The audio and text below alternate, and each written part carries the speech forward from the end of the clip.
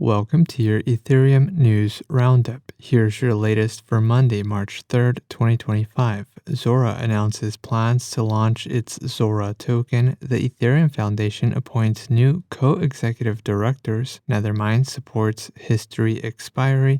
And Celo announces its Layer 2 launch date. All this and more starts right now.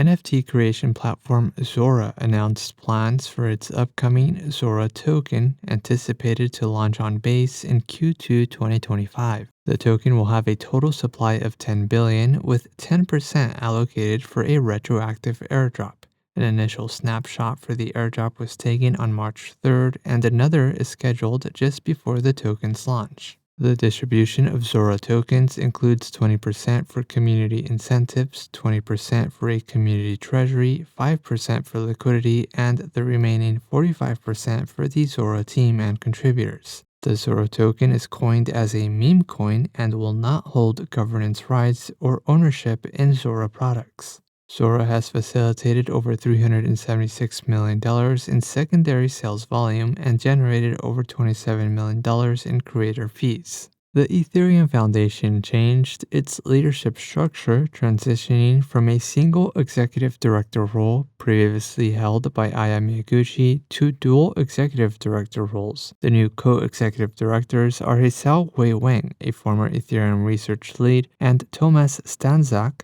the CEO of Nethermind, a key Ethereum execution layer client.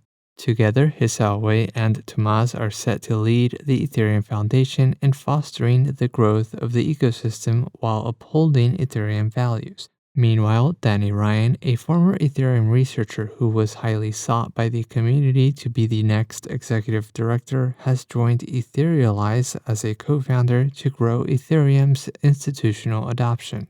Nethermind released history expiry support on its execution layer client in the 1.31 releases. The feature allows for the deletion of historical pre-merge data via ERA files. A consensus among all clients is required to activate the change.